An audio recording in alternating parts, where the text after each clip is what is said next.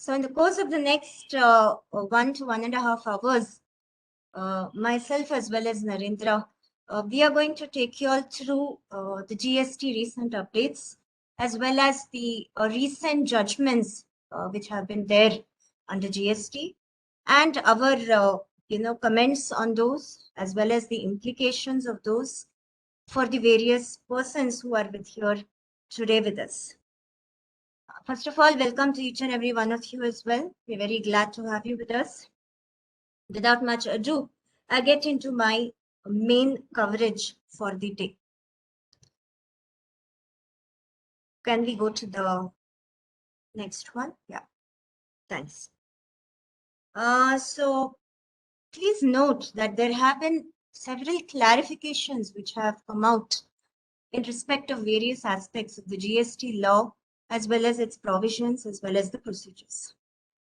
When we are talking about the clarifications which come out by way of a circular, we need to keep in mind a very important aspect, which is that, remember, a circular has a binding effect on the department and its officers.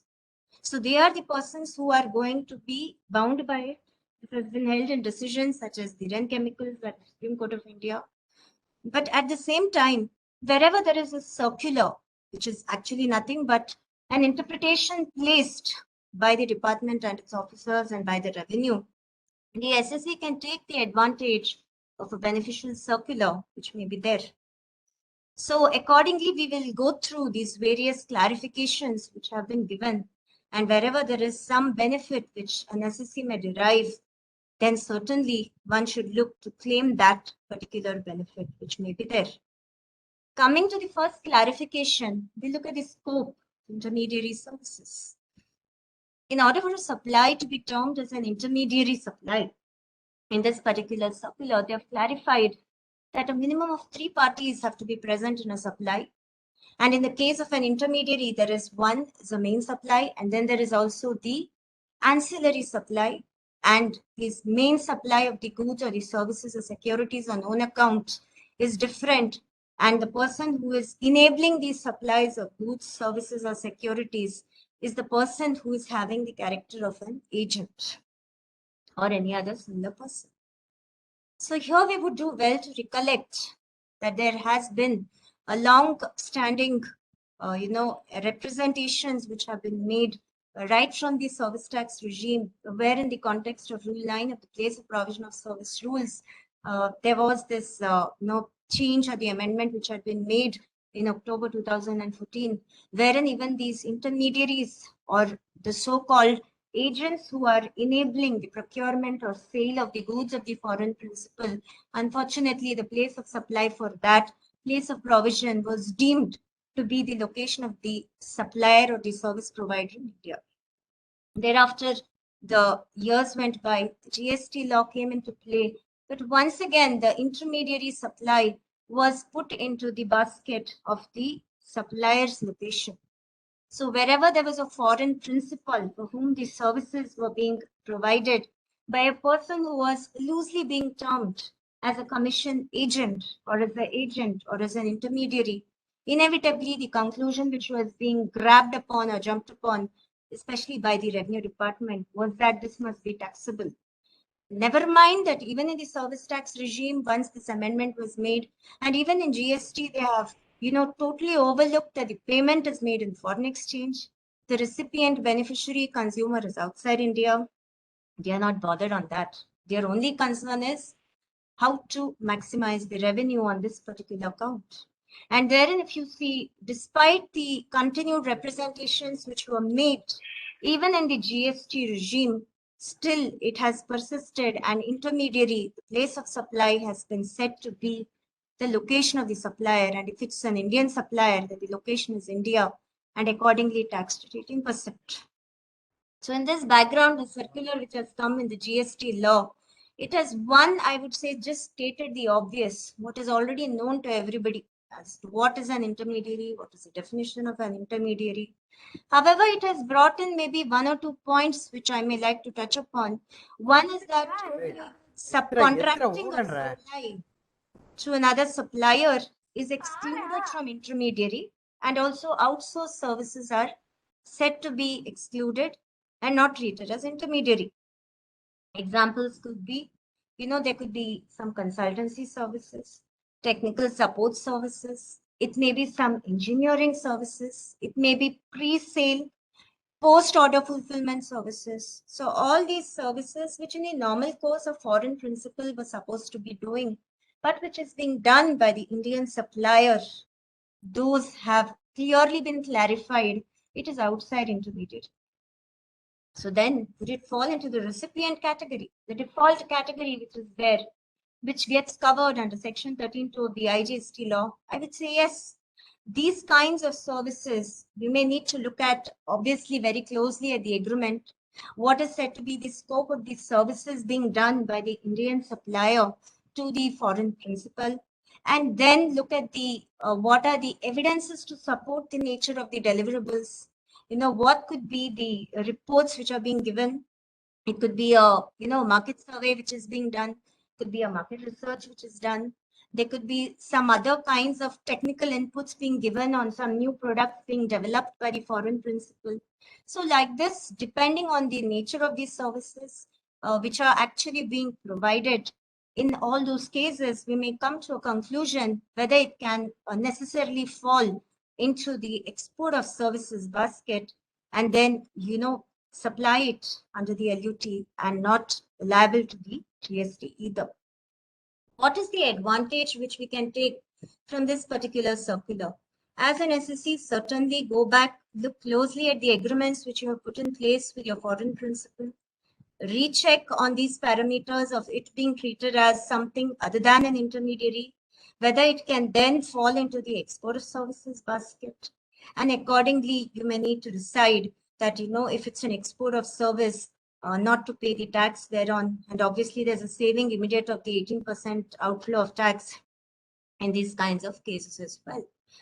And what about the past? Certainly, wherever the ongoing disputes have been there, this is one circular which certainly gives a support or draws strength, from this particular circular for those kinds of cases wherein the reality is that it's an outsourced service, it's a support function which is being done and not at all intermediary.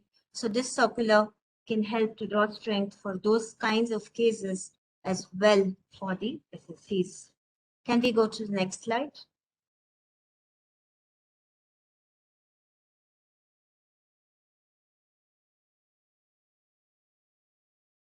Yeah. So coming to the next one. Over here, there is one more continuation, as far as the clarification with respect of the export of service itself is concerned. So herein it says that one of the conditions to treat as an export of service, if you look at the GST regime as well, and even if you look at the erstwhile regime, was that the supplier and the recipient cannot be mere establishments with distinct persons. So it could not be that it's merely branch office. That was the understanding. But if you see, the reality on the ground was that the department was disputing. They were also very well issuing notices. I myself had come across instances like those, wherein they were contending, even when there was a supply of these services done to a foreign beneficiary, which was a group company, which was a parent company, which was one of the separate, distinct legal entities. However, the department would just harp on to the point that no, this was something which was a mere establishment of a distinct person. And consequently, it was not satisfying one of the important conditions to treat as an export of service. And there used to be the cases wherein the tax was being demanded by denying the benefit of export of services. Never mind that they were doing, the services which were falling in the recipient category, or services for which the place of supply was said to be outside India. So there were demands and notices being foisted upon the SSCs. So herein, this again is a welcome clarification which has come, which can be relied upon by the SSCs, and they can take comfort from this, that, wherever they are having the contract with a separate legal entity, which could be a separate company with a separate certificate of its incorporation, which has taken place in the USA, UK, or whichever other country, they can certainly go ahead and say that this particular condition also is satisfied. And also, as per this clarification which has come out, they can say it is certainly a distinct incorporated body outside the country, and consequently it is satisfying even this requirement to treat as an export of service. And they can go ahead and claim the benefit of making these supplies without paying the GST under LUT. Obviously, they need to look at whether the nature of these services falls into a category by which the place of supply is said to be outside India as well, and paid for in foreign exchange. So there have been in the past also certain rulings wherein this particular stand, which has been clarified, was actually upheld, including in advanced ruling incidentally, which was there in Tandis India Private Limited. They have clearly emphasized about having a separately incorporated body or an entity outside India, and why it is not only an establishment of a distinct person, because it's not a branch office or anything. And thereafter, there was one more ruling in a case called Lindy Engineering India Private Limited of similar lines. And several of the SSCs, could also draw strength to claim the refunds wherever it is being denied by alleging that it's not an export of service, because these are just separate branch offices and not distinct legal entities. So this is a welcome clarificatory circular. Can we go to the next one? All right. This again is something which can certainly be used or drawn upon by the SSCs to strengthen the claim for ITC on debit notes. See, earlier what used to happen was that the date of the issue of the original invoice, so let us say it was dated in 1920, then the question was there that if there was a debit note relating to that particular invoice, so what was going to be the last date by which the credit pertaining to that had to be taken. Remember that credit for a particular year's invoices is required to be taken by the recipient within the succeeding financial year's September return. Of course, that is the due date is coming up now as far as 2021 is concerned by September, the return of the 3B, which is currently or presently going to be filed. So also all of you all would realize that it's the last opportunity to go back and check for the credit which may have got missed out in the last year. So do a quick review. It can be done even internally so that none of the eligible credits gets missed out, which is pertaining to 2021 either. So here in the circular has gone one step ahead, and it has clarified for debit notes which were prior to 1/1/2021, if the date of availment is on or after 1/1/2021, amended provisions would be applicable, which basically means that this again is a welcome measure. And wherever there was these kinds of debit notes, so on which the credit was being denied because the due date for taking the credit on the original invoice, let's say of 1920, was getting expired by the due date of the 3B of September 2020. So now because of this, you can still get one more window of opportunity. And this is certainly a golden opportunity which has been given and to be taken advantage of by the SC. Can we go to the next?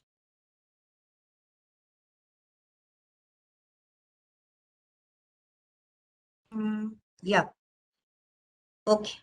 Coming to the next one, this is about the services by cloud kitchens and ice cream parlors.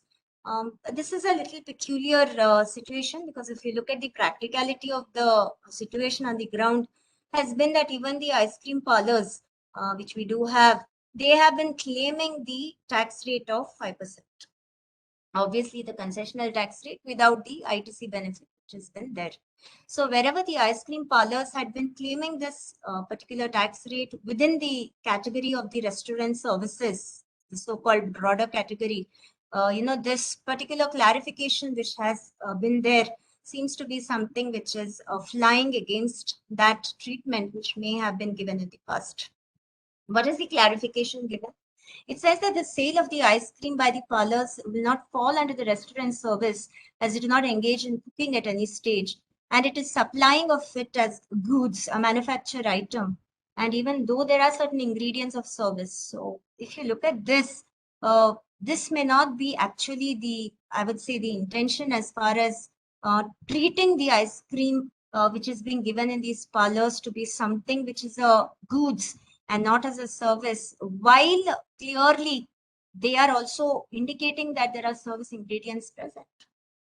And the point is, even if when there is this service ingredients which are present, I would say it is not just about the cooking or the manufacturing of it which is concerned, but also the presentation of these ice creams, maybe the mixing, the serving, the ambience, the brochure, or the menu cards which are there in these kinds of outlets. So coming out with a clarification telling that it is to be treated as a supply of goods, it's a little perplexing. But I would say that this may not be something which is aligned to the broader intention of giving, a concessional rate. Why was these concessional rates first of all thought of? There was a lot of representation which had been done somewhere around 2017, towards the mid and the latter part of the year, to say by the various hoteliers and these restaurateurs associations, wherein this point had been made that they were looking at a very a lesser rate of tax. Never mind that the credit was not going to be available, and consequently, this scheme was brought in through the notification entry in November 2017. But by putting this particular thing in place, it appears that somewhere they are looking to once again tax this at 18%. In my view, this may not be the intention which is being there.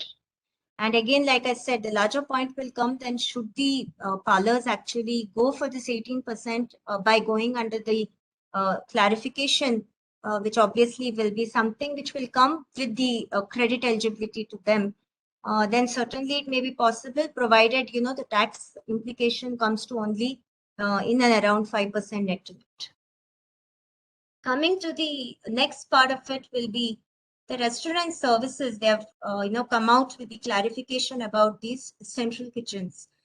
Here once again, because the booming startup sector in the food and hospitality services was there.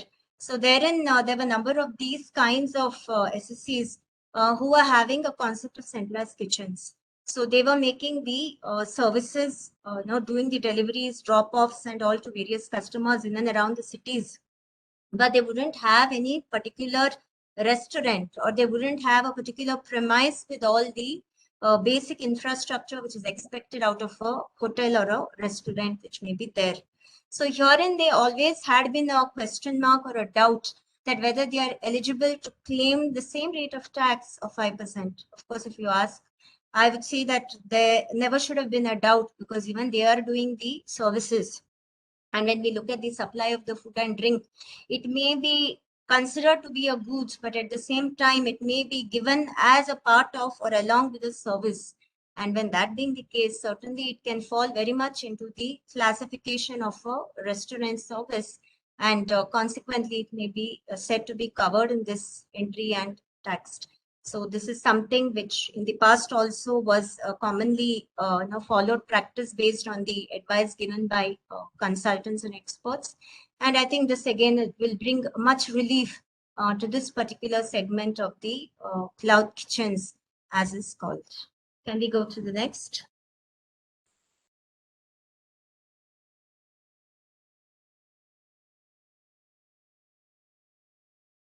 Right. This is about overloading charges at the toll, this thing, wherein they have basically come out with the clarification to say that the overloading charges which could be there for the vehicles which are carrying beyond the specified, permitted carriage for them, that same amount also of these overloading charges at the toll plaza is treated on par with the toll charges being exempted as a service by way of access to road or bridge on payment of toll charges. So even this is going to be considered as exempted and covered in that particular entry of notification 12/2017. So even this is something which is meeting common long-standing understanding which was there, that even this should be exempted. Can we go to the next?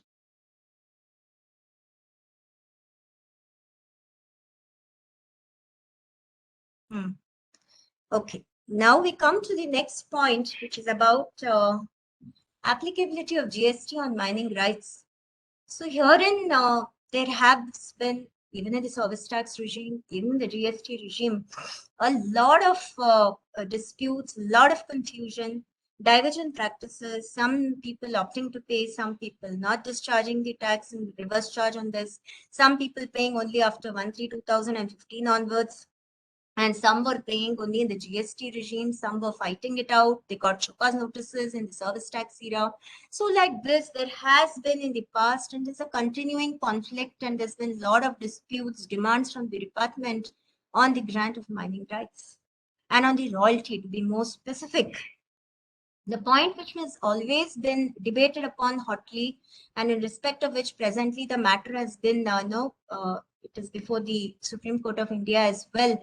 Even in the service tax regime, there have been the matters which have gone right up to the Supreme Court. There has been the Udaipur Chamber of Commerce matter. There has been the Gujmin Minerals matter. Recently, there has been two other matters also in the GST period itself. In a Lakhvinder Singh, there has been a very recent matter which had gone up to the Supreme Court on a similar point about the granting of mining rights and whether the tax is applicable on the royalty paid. Okay, and very lately, I also heard there was one more in the Karnataka. In a case called Zenith, there was one more wherein they have said that considering the matter which is presently pending at these higher forums, so possibly the finality has not yet come. And on these last two cases, there has also been a stay even on the payment of the GST. So herein they have come out with a clarification in all this confusion. Only for the GST period, they have come out with the clarification, wherein they are telling that it is undisputed that it should be taxed at 18%. Now, why all this clarification can go back and incidentally say that it should be made applicable right from the beginning? See, first of all, it is a circular. Second of all, it does not have a binding on the SEC. Third of all, even if it has a binding, should it be binding even for a past period?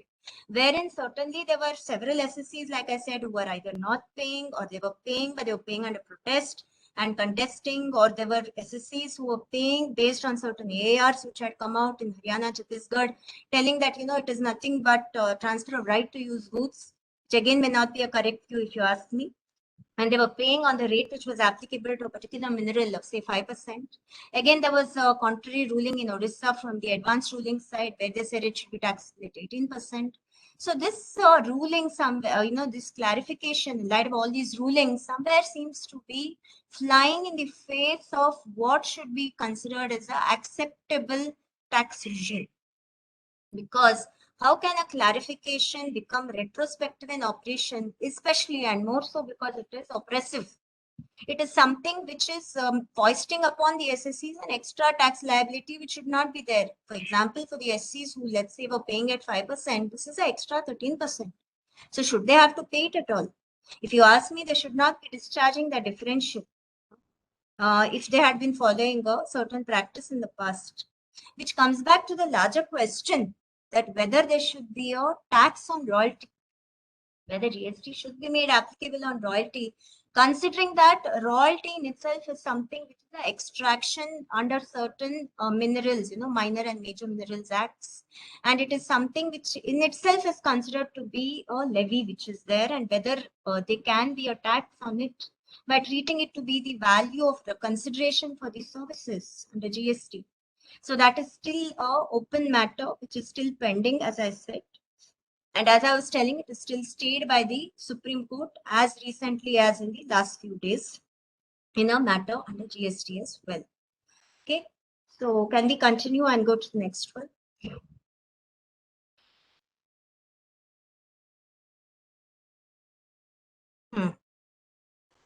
Okay. So this is about admission to amusement parks. They have come out with a clarification. Once again, these were some of the points where there was a doubt. As long as there is no access given to casino or race club, they say that admission to amusement parks or theme parks like your Wonderland, all that, which have these various fun rides, it's going to attract 18% GST, and only if it's having admission to a casino or race club and all of those things or IPL, then it comes to 28% is what they have said. Can we go to the next one?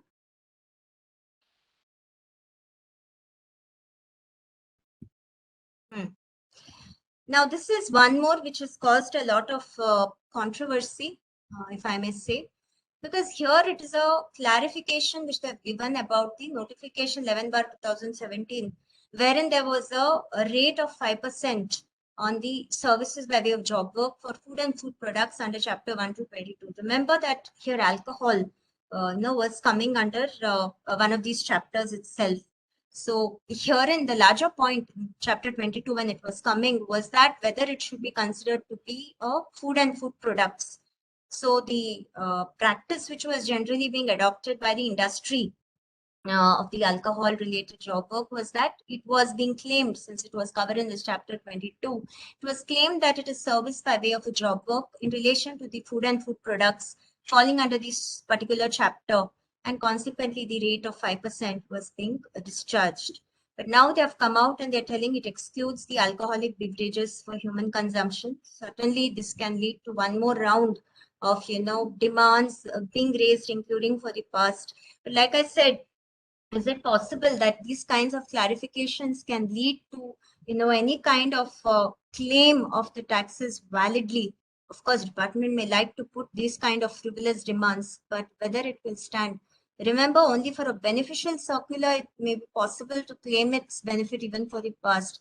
But then the point which comes is that no, whether for these kinds of oppressive or the circulars which are not favorable to an SSC or clarification not favorable to SC, they may not be able to have a sustainable, standable demand for the past period. But on the ground, the reality is that several of the big players in this segment have been even looking at making provision in their books, is what I understand, to see that in case there is any demand which is raised for the past, then possibly they are mentally preparing for that. But if you ask me, this kind of clarity which they are giving, which is against to SSC and leading to extra tax demands for the past, may not be valid, may not stand before the courts of law. Can we go to the next?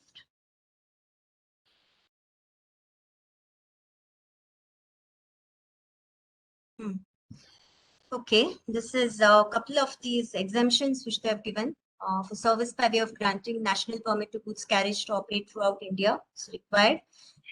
Services provided to central, state, union territory administration under training program, for which 75%, they say now, or more of the expenditure is borne by the central government, state government, union territory administration. So this is about training programs which are funded by government, even if it's 75% or more, which is funded, and not just total expenditure. And this is applicable from October 2021. One more welcome measure is the exemption they have continued for service by way of transportation of goods by aircraft vessel from the station of clearance in India to outside to September 2022. They have been extending it every once a year, 6 months, and now the extension is given up to 30th September 2022. Can we go to the next one?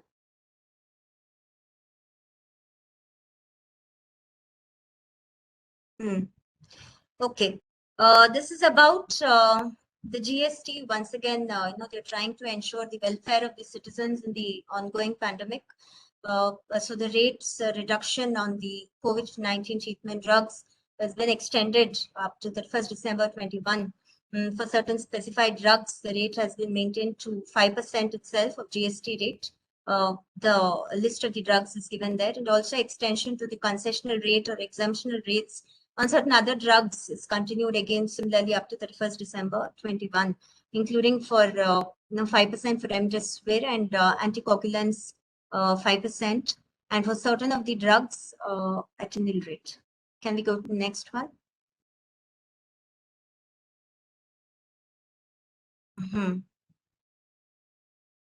Right. This is about certain changes in rates for goods which have been made. These are for certain cancer treatment drugs, also muscular atrophy related some drugs. They have given a concessional rate of 5%. For ores and concentrates of metals, iron, copper, aluminum, zinc, and few others, the rate has been increased to 18% from 5%. So there earlier there was this inverted duty benefit which could have been looked at, but now the new rate is at 18%. Specified renewable energy devices and parts which are there solar power generating equipment systems and their parts. The rate used to be at 5%, now it's at 12%. So there has been an increase there. Also, earlier there used to be accumulation of credit in these two cases because of these lesser rates of tax which were there. Now, because of obviously the enhanced rate of tax, that kind of an accumulation going future may not be there. For certain carton boxes, bags, packing containers, again, the rates have been made to 18%. Certain waste and scrap of plastics, they have made it to 18% from 5%. Pens related, again, they have made a uniform rate of 18%. Railway related, some parts, locomotives, goods to 18% from 12. And for certain other goods like printed material and all, the rates have been made up from 12 to 18%. So these rates you may like to look at very closely as SCs, see which may be the products which you are procuring in the companies or wherein you are making certain out of these as supplies from your concern. Check on the rate, ensure that from the beginning itself, from the October month itself, the invoicing is taking place with the correct tax rate being applied and collected from your B2B or your B2C customers as well. Can we go to the next one? So herein for certain kinds of oils, reverse charge for these goods has been imposed in the hands of the recipient registered person. This again was to overcome some widespread evasion which was there in a certain segment of suppliers of these kinds of oils to these manufacturers, mostly of the pan masala segment. So to that extent, this is why this particular reverse charge has been put in place. Can we go to the next?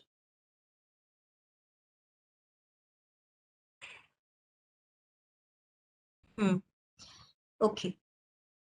So herein this has once again a few clarifications because there was some ambiguity. Of course, I do recollect there were also some advanced rulings wherein this matter had been debated upon, deliberated upon.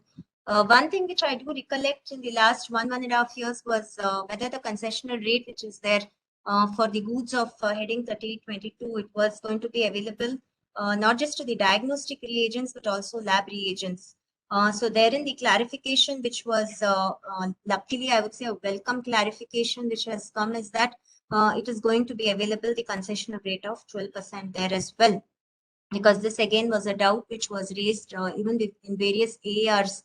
And remember, these lab reagents were those which were used rather than for the purpose of diagnosis. So I do remember that a lot of debate was there on this, and this is a very welcome move which has been there. Similarly, for the goods of Chapter 3006, they had said, linked it up to the Chapter Note 4, which is there in that particular chapter, and said for the goods which were there, this rate of concession rate of 12% should be applied. But when they extracted it, the entire entry was not extracted. So there was a doubt whether it was going to be applicable for all the goods mentioned there. So this is again a welcome thing wherein they say it's applicable for all. Of course, wherever in the past it may have been collected extra, to that extent, if it's already been paid, the recipient would have taken a credit. So wherever it's a B2B supply, so that should not be something which should be debated or questioned.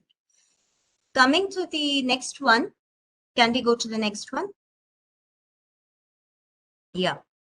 So once again, this was something for which there were a lot of advanced rulings applications. Of course, most of the advanced rulings would result into adverse rulings because again, that is something which is very much in favor of revenue unless it is a very, very clear matter. 99% matters will go against the SSC itself.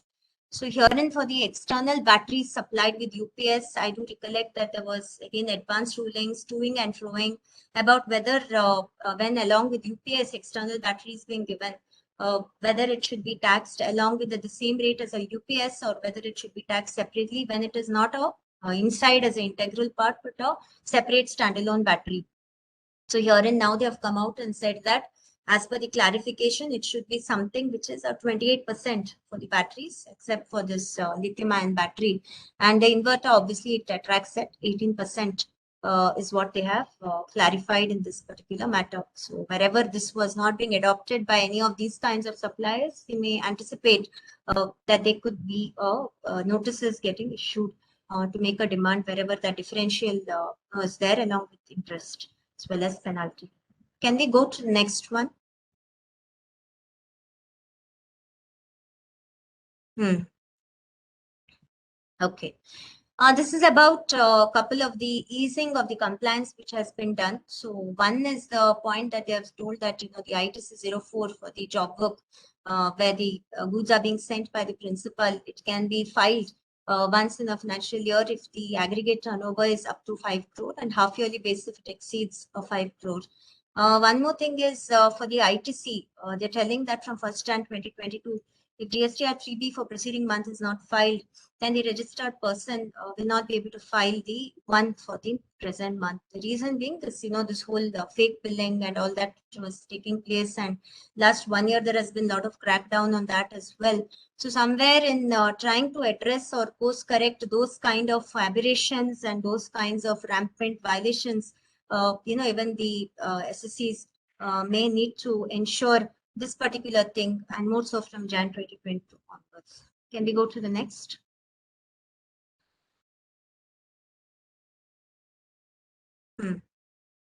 Okay.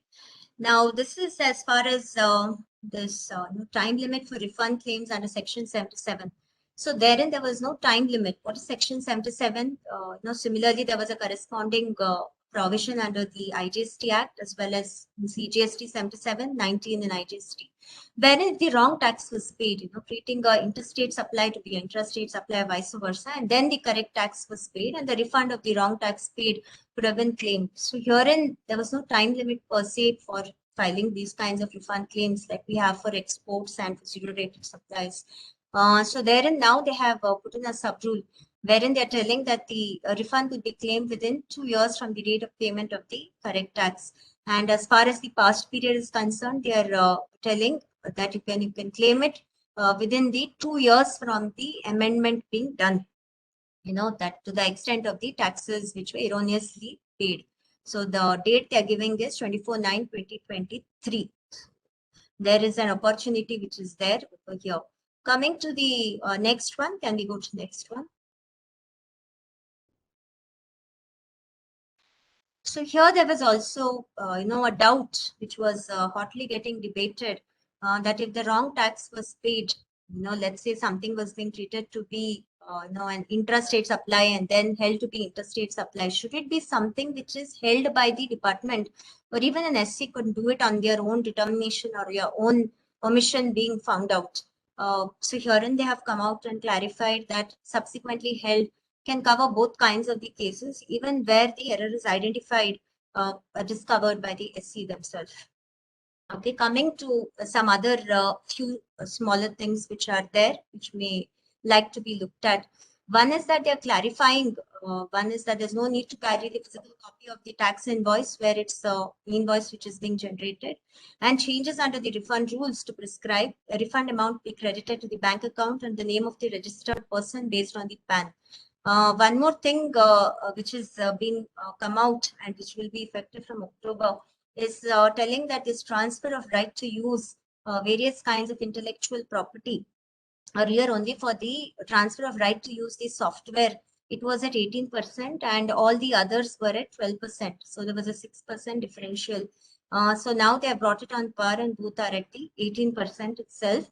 And also this may become also very critical for the SSCs wherever they are having import of services from any of their group companies who are outside India, where they make royalty payments for some usage of their know-how.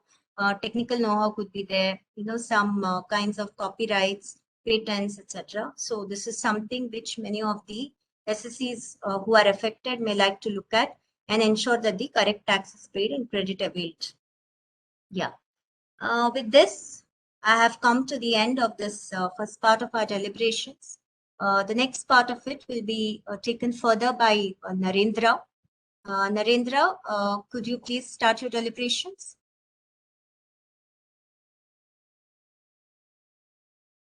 Thank you so much, ma'am, for wonderful session and covering all the recent updates and other notifications that have come out in the recent past. Anushri, can you make me the presenter? Yes, sir.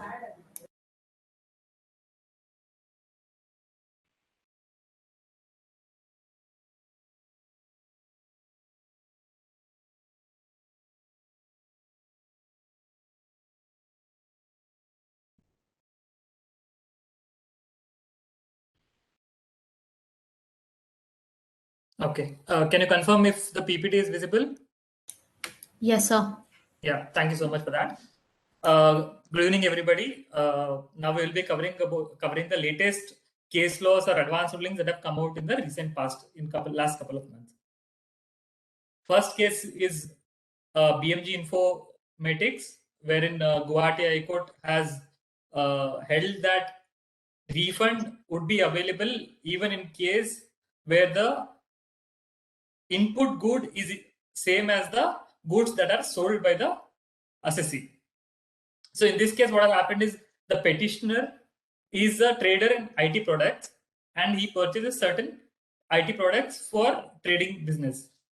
He purchases those and sells it to various customers. Some of them happen to be a government undertaking or a public sector undertaking or a educational institution, wherein for providing those IT products to those institutions, the petitioner has a concessional exemption, concessional rate. Therefore, assuming the output rate is at 18%, the concessional rate for that particular petitioner is at 5% for supplying those IT products to those customers we just discussed about. Given that his input tax rate is higher than his output tax, the credit was accumulated for this particular petitioner and therefore he's filed a refund application. That refund application was rejected by the refund authority, stating that his input goods was same as the output goods. And he also relied on Circular 135, which provides that there cannot be any refund that could be granted where the input goods are same as the output goods. The extract of the circular has been reproduced on the screen. The relevant para, I'm just reading it out as is. It is noteworthy that the input and output being the same in such cases, though attracting different tax set at different points in time, do not get covered under the provisions of Section 54 of CGST Act. It is hereby clarified that refund of accumulated ITC under Section 54 of CGST Act would not be applicable in cases where input and output supplies are the same. So the refund authority had relied on this particular clarification and had rejected the refund claim. Therefore, the appellant went on to file a writ petition at the Guwahati High Court, and Guwahati High Court granted the refund, saying that there is no specific restriction under Section 54 which denies refund in case it is the same goods that are being purchased and that are being sold. Given that there is no specific restriction under Section 54, the para 3.2 of Circular 135 becomes ultra vires to the Section 54 itself. Therefore, that particular circular has been been held to be ultra vires to the provisions of Section 54, like it has been held in many cases. For example, Ratan Melting and Wire Limited, wherein it was held that circular which are beyond the provisions of the Act are not constitutional or held to be ultra vires. So, given that, the Guwahati High Court held that the refund should be allowed in this particular case. The second case is with respect to VKC Foodsteps. Many of you would have heard about this particular judgment, which has been in news for last couple of months. This case has been has reached Supreme Court, given that there were contrary rulings by two different high courts. Firstly, Gujarat High Court held that Rule 89.5, which prescribes the definition for net ITC, which says that only ITC with respect to inputs will be allowed for refund, and ITC with respect to input services will not be allowed for a refund. So this particular rule has been held to be in violation of Section 54.3. Let me go to Section 54.3 so that you understand what exactly I'm speaking about. Section 53 of CGST Act provides that any unutilized input tax credit at the end of the tax period shall be allowed for refund where the credit has been accumulated on account of rate of tax, inputs being higher than the rate of tax on output supplies. So Gujarat High Court held that given that in the current case, the input tax rate being higher, the credit should be allowed to the assessee. Not just the inputs, but the inputs as well as input services, because the section 54.3 uses the word any unutilized input tax credit and does not restrict in only inputs and allows input services as well. However, Madras High Court on the same subject matter has held that section 54.3, the proviso to section 54.3 restricts ITC with respect to input services.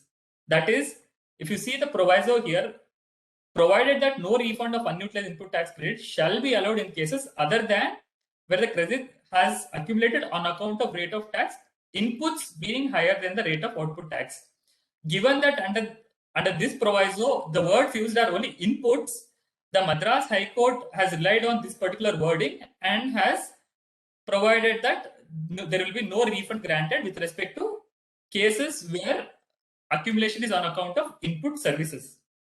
Therefore, this matter has been taken to Supreme Court, and Supreme Court upheld the ruling of the Madras High Court, which held that refund only with respect to inputs would be given, and refund with respect to input services will not be eligible for the assessee. The main point of discussion in this particular case law was with respect to section 54.3. The arguments and the observations that were made were basically with respect to restriction versus a condition. So the Union of India, the authorized person representing Union of India, had mentioned that whatever is stated in 54.3, any unutilized input tax credit pertains to both the cases, section 1, that is zero rated supplies, as well as inverted duty structure. Therefore, any unutilized input tax credit wording has been used, and thereafter a proviso has been inserted to restrict granting of refund with respect to inputs. So the point that he made was this proviso is creating a restriction with respect to inverted duty structure. However, the assessee argued that any unutilized input tax credit should be read as inputs as well as input services, and the proviso is only giving conditions for granting the refund. And if at all the condition of inverted duty structure is satisfied in terms of inputs, then the entire ITC will be allowed as refund. So that was the main points of arguments by both the petitioner and the respondent. And the Supreme Court held that section 54.3, on a plain reading of the act, it appears that it is a restriction that is being placed under section 54.3, and therefore only ITC with respect to input goods will be allowed and the input services shall not be allowed. Also, there were arguments made with respect to section 54.3 being unconstitutional, given that the whole point of introducing the GST law in the first place was to eliminate the cascading effect. And if refund of input services is not granted, it directly amounts to cascading effect, and therefore arguments were made stating that section 54.3 is unconstitutional. And here is where Supreme Court observed that Constitution has the right to define what on which particular ITC they want to grant a refund and which they want to keep it out of the refund ambit. And they also mentioned that there is no constitutional guarantee or a statutory entitlement with respect to refund, and the Parliament has the right to decide on which the refund needs to be granted. There was also another argument made that under the proviso to section 54.3, the wordings used are inputs, and therefore the assessee argued that the inputs should be read as input services as well, to which Supreme Court struck down that argument and said that inputs would only mean plural and it should only be read as inputs and not input services as well. The one last argument that was also made was with respect to Rule 89.5. So like we all know, under every section, there is words prescribed which says as may be prescribed. That means that particular section is giving powers to the authorities to prescribe rules for carrying out the provisions. However, under section 54.3, there were no words such as may be prescribed, and therefore assessee argued that Rule 89.5 the rule is not valid as there were no powers powers granted for prescribing any rules. This is where Supreme Court held that it is not required to to mention the words as may be prescribed under every section. The CGST law also gives powers under section 164 of CGST Act, which is general powers granted for prescribing rules that are fit for carrying out the CGST provisions. Therefore, the conclusion of this particular case is that refund only with respect to inputs would be granted, and refunds with respect to input services would not be granted to the assessee. The next case law is with respect to an advance ruling, wherein the assessee approached the advance ruling authority with respect to ITC eligibility. The applicant is a manufacturer of cakes and pastries. So they manufacture and they display the cakes at their outlet. And once the cakes or pastries reach their shelf life, and once they are expired, those are thrown off, and the applicant approached the advance ruling authority on whether ITC would be eligible with respect to those cakes and pastries which are expired and are disposed of. So this is where advance ruling authority held that given that these goods are being destroyed, section 17.5H restricts credit on those particular goods, and therefore ITC will not be available with respect to goods that are used for manufacturing of cakes and pastries. The advance ruling authority also placed reliance on circular 72/46/2018, wherein that circular was issued in the context of pharmaceutical industry, wherein it was clarified that ITC with respect to expired drugs or medicines will not be eligible to the manufacturer of the medicines. It is pertinent to note that section 17.5H, if you read the language under 17.5H, which is reproduced on the screen, it restricts input tax credit on goods lost, stolen, destroyed. So here it is talking about inputs. That is, it is talking about the raw materials. If at all raw materials are destroyed, then ITC will not be available with respect to those raw materials. The section 17.5H is not talking about the finished goods.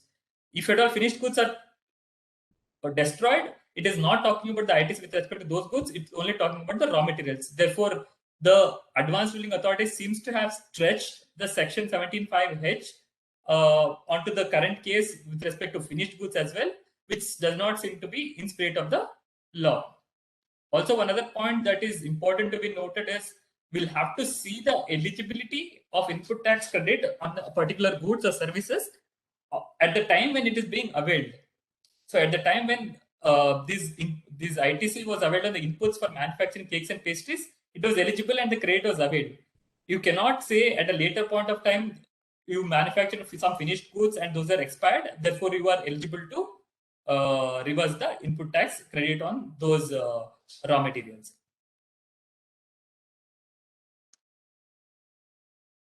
So next petition is with respect to limitations. We all know that during March 2020, the Supreme Court came out with the ruling wherein it extended the period of limitation for all suits, appeals, or petitions and other applications with respect to judicial or quasi-judicial rulings. So in those cases, from March 15, 2020 till further orders were issued, the period of limitation will not be considered.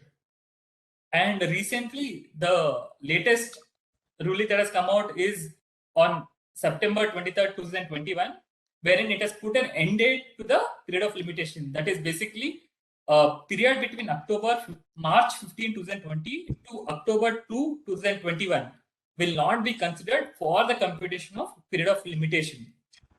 And after the October 3rd, if the balance period is less than 90 days, then 90 days will be available from the date of October 3rd, 2021. That is, till January 3rd, 2022, we will still have the time limit to file a suit or an appeal or petitions. For example, if there is any order that has been issued under the GST law, suppose say on January 15th, 2020. So ideally under GST law, 3 months is what is prescribed for filing an appeal. And if you count the period from January 15, 2020, the date falls on April 15, 2020. By going by this ruling, it excludes the period from March 15, 2020 to October 2, 2021. Therefore, you still have 1 month time period as per this particular ruling. That is, ideally, it would fall under, November 3rd, 2021. However, this ruling also gives us 90 days as a grace period. Therefore, while there is only 1 month left, by this ruling, we still have 90 additional days, that is till January 3rd, 2021, to file an appeal. And if the balance period exceeds 90 days, then such excess of whatever is the excess, that would be available for filing the suits or appeals. You may also recollect that recently a circular was also issued by CBSE, wherein they have relied on this particular writ petition and have clarified that this particular ruling would also be applicable for all the appeals and petitions that are to be filed under the GST law as well. However, it is pertinent to note that this particular writ petition will not be applicable with respect to due dates for returns, issuance of show cause notices, filing replies to show cause notices, but this will be applicable for filing the appeals and other writ petitions under the GST law as well. So this is the last opportunity for the assessees to file the appeals whichever are pending. The next case is with respect to Prakash Mika Exports, wherein High Court of Jharkhand has held that in case there is a delay with respect to recreating ITC in the electronic credit ledger, interest will also have to be granted. In this case, the petitioner had applied for certain refund, which was rejected way back in 2018. However, as you all know, once the refund has been rejected, the amount which was earlier debited from the electronic credit ledger will have to be credited. However, that has not happened for 3 years from the date of rejection of refund. Therefore, the assessee had approached High Court of Jharkhand, and High Court of Jharkhand had held that the amount of principal will have to be recreated, as well as the interest from the date of rejection of refund till the actual date of recrediting the interest, recrediting the amount to the electronic credit ledger, interest will also have to be granted to the assessee. At this juncture, I would also like to highlight that this, while this is with respect to rejection of refund, even in case where there is a case where refund has been granted to the assessee, assessee is eligible for interest if there is any delay in granting the refunds beyond 90 days from the date of application. The assessee is eligible for interest at the rate of 6% as per CGST law, and therefore, if it's not automatically granted to you, then you are eligible for that interest, and you can file an application with the GST department. Next is with respect to welfare associations, all your residential welfare associations, is with respect to maintenance that is collected from those welfare associations from the members. Recently, you might have heard that Madras High Court has come out with a ruling which held that any maintenance charges beyond 7,500, an exemption will be provided up to 7,500, irrespective of the amount of maintenance collected. That is, if at all the maintenance collected is 9,000, up to 7,500, there is no need to pay any GST. Amount beyond 7,500 till 9,000, that is 1,500, is the amount that you will have to consider for the payment of GST. If you recollect, in 2019, a circular has been issued to this extent, wherein the circular also clarified that the exemption is only available for maintenance charges which are less than 7,500. In case the maintenance charges are beyond 7,500, then there will be no exemption granted whatsoever.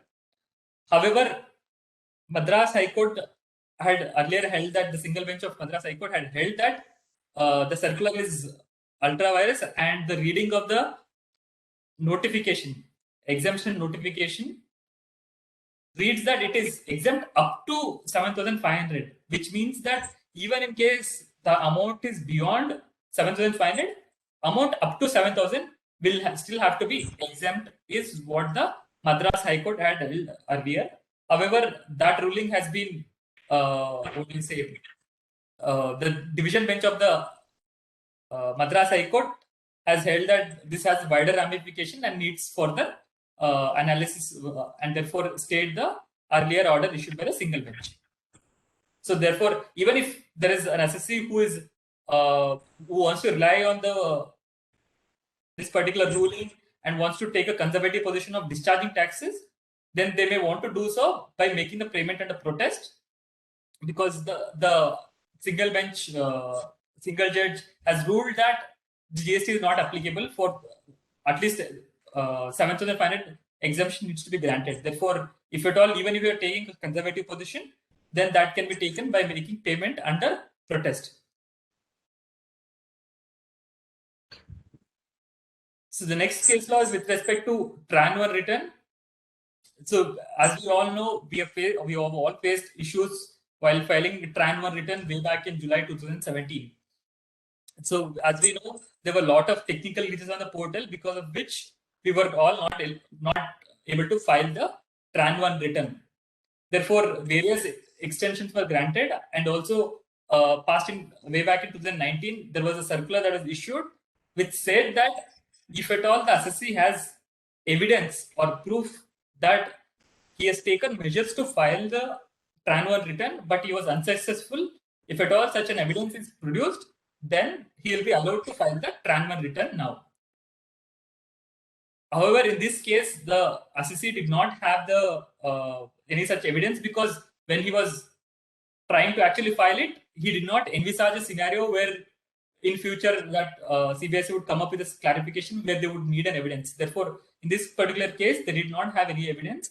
Therefore, they approached the High Court of Allahabad, which held that the circular which requires the assessee to produce an evidence is arbitrary and therefore which is unforceable, therefore is arbitrary, and therefore struck down that particular requirement of producing evidence and allowed the assessee to file the Tran 1 return manually with the jurisdictional officer. Therefore, even in future, whenever you are filing a GST return or any other application on the GST portal, and you come across any technical glitches or issues with the portal, then it is always suggested that you take a screenshot of it and probably write a letter to your jurisdictional officer saying that you tried filing your return, but however, it could not be filed because of so and so reason. This would help assessees in fighting the cases in future, even if that means defending yourself against extended period of limitations.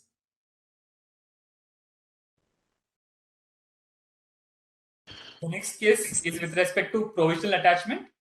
In the current case, the assessee was being investigated for a case of availing ITC on fake invoices. The suppliers of the assessee were actually under investigation, and therefore that particular had ramifications on the assessee as well, wherein he was also a party to the transaction, and therefore he was also under investigation. During the course of investigation, in order to cooperate with the department authorities, the assessee had agreed to make payment of 35 lakhs in advance for the litigation that may come up in the future. However, while he has agreed to it orally, the assessee did not make any payment even after 15 days to which he was committed. Therefore, what the commissioner has done is he has invoked his rights under Section 83 of CGST Act and provisionally attached the bank account of the assessee. While he has done that, he has not given any sort of communication to the assessee directly. The assessee got this intimation only from his banker. So therefore, if you read Section 83, it also provides opportunity to the assessee to file objections to the bank attachment that done by the department. However, given that there was no communication that was received from the department in the first place, the assessee could not file such objections within the time limit prescribed under the law, which is 7 days. Given that even though a delayed objections were filed, the commissioner did not consider such objections, given that there was no condonation as well.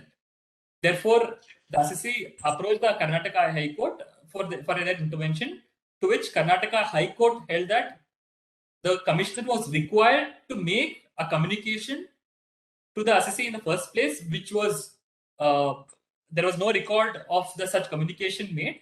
Given that there was no communication made, the commissioner cannot expect the assessee to file the objections to such bank attachment within the time prescribed. Therefore, Karnataka High Court has asked the commissioner to vacate the bank attachment. It has also held that given that it's a discriminatory power given to the commissioner needs to exercise it under greater circumspection, and also there needs to be substantial material for invoking such rights by the commissioner. So the conclusion is that commissioners cannot invoke their rights for bank attachment as and when they feel the need to do so. There needs to be substantial evidence for certain wrongdoing by the taxpayer for invoking such rights. The next case is with respect to Platinum Holdings, wherein this is a case of a refund filed by the SEZ units. So, like we all know, Section 54 provides refund with respect to zero-rated supplies. However, we may be aware of Section 16 of the IGST Act, which provides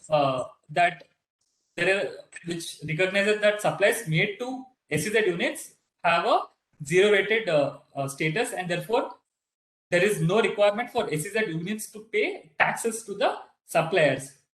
However, in this case, the supplier, without claiming such a zero-rated benefit, has charged taxes, some rightly under IGST and some wrongly under CGST and SGST. While the SEZ unit was not required to make any payment of GST to the suppliers, in this particular case, the SEZ unit has gone ahead and made the payment of GST charged by the suppliers, and thereafter applied for the refund of such GST paid. However, this refund was denied by the refund authority, to which the SEZ unit approached the Madras High Court, and Madras High Court held that the condition prescribed in Rule 89.1, if you see Rule 89.1, it provides refund with respect to, it grants refunds to supplier of goods or supplier of services to SEZ units. It nowhere specifies that SEZ units will be eligible. However, there is no specific restriction under Rule 89 or under Section 54 denying refund to SEZ units.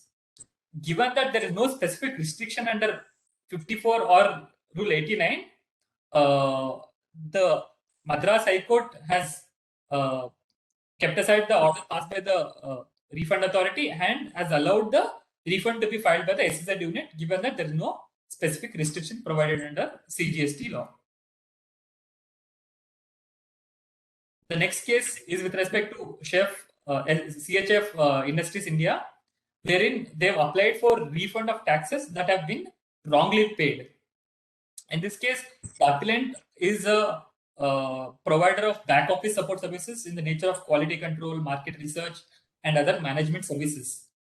So the appellant thought that he was providing intermediary services and therefore deposited service tax to the service tax authorities. However, later he realized that services tax was not required to be filed, and therefore service tax was not required to be paid, and therefore filed a refund application, wherein refund authority and the first appellate authority had rejected the refund application, and the matter has reached the Sestat of Allahabad. The Sestat of Allahabad observed that the services being provided by appellant in this particular case are not intermediary services. If you recollect the discussion that Rupa ma'am had some time back, she had also mentioned that if the assessee is providing services on his own account, then such services will not qualify to be intermediary services, And same was the case in the present case as well, wherein the appellant was providing services on his own account. Therefore, SESTAT held that these do not qualify to be intermediary services. The other point of discussion was also that whether the appellant was providing services to its parent company in Hong Kong. So the point of discussion was whether appellant and its parent company were mere establishment of distinct persons, and to which SESTAT held that these two entities are separate entities, separately registered, and therefore they are not mere establishment of each other, and therefore the assessee, the services provided by the assessee are not intermediary services, and they qualify to be export of services, and therefore whatever tax has been paid by mistake does not take the color of tax, and in fact it amounts to a deposit made with the government, and therefore period of limitation of 1 year that was applicable earlier does not apply to this particular case, and therefore revenue is required to refund the taxes paid by the assessee along with interest for late disbursement from the date of application for refund. So this is an important case wherein it provides that any taxes that are paid by mistake does not take the color of a tax, are in fact deposit, and there is no period of limitation that is applicable for filing refund applications in those cases. So the last case is with respect to Mindscape Minerals, wherein in this case as well, the assessee had applied for refund. However, the refund was rejected, and the assessee had approached Bombay High Court and had requested their intervention. The reason for rejection was that the goods which the assessee has exported were listed in the second schedule of Customs Tariff Act, and given that there is a restriction under Section 54(3), Section 54(3), there is a restriction which says that if the goods are subjected to export duty, then refund will not be granted. To which, in the current case, the assessee did not pay any export duty at all. Therefore, Bombay High Court, during the pendency of the matter, a circular had come out, Circular 160/16, which mentioned that if at all there are goods for which there is either nil rate of duty, which is mentioned in second schedule of Customs Tariff Act, or it is exempted from payment of export duty, then there is no restriction from granting refund. Only in case the assessee actually makes payment of export duty, only in that case it will be there will be a restriction. Otherwise, there will not be any restrictions. Therefore, given that the circular had come out, the Bombay High Court had relied on this particular circular and held that in the current case, the assessee did not make any payment of export duty. Given that it was exempt, there is no restriction from under Section 54(3), and the assessee needs to be granted refund of the accumulated ITC on account of goods being exported out of the country. That is all about with respect to legal updates that have come out in the past couple of months. That is all for today's session. Now we would be open to taking question and answers from all the participants. Any questions from the participants can be put into the chat box. We'll take Q&A. Please feel free to ask us the questions in the chat box.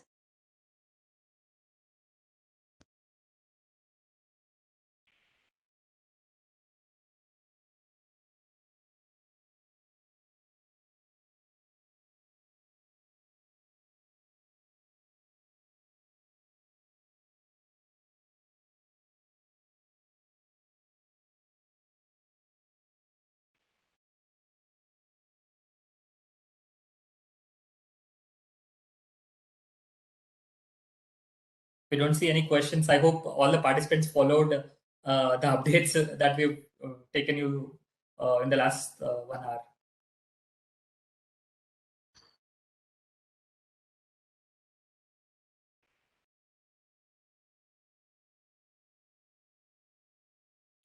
Or if there are any further questions, you can raise your hand and I can unmute you.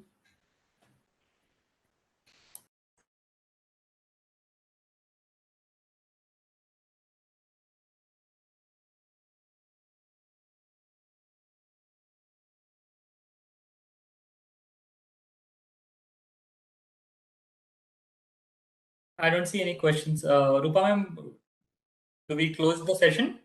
Yeah, just a couple of 2 or 3 points. All the decisions which Narendra has covered in the course of his deliberations. Just note that more specifically, I have just 2 or 3 points to make. One coming to the decision which he discussed about Greenwood, that was about the RWA. See, in spite of the judgment, our view is that certainly that exemption up to 7,500 is available, because the entry is quite clear. And just because it has been stayed doesn't mean that the correct interpretation of the entry should be given a go by. One. Second, coming to the input services, in respect of this VKC.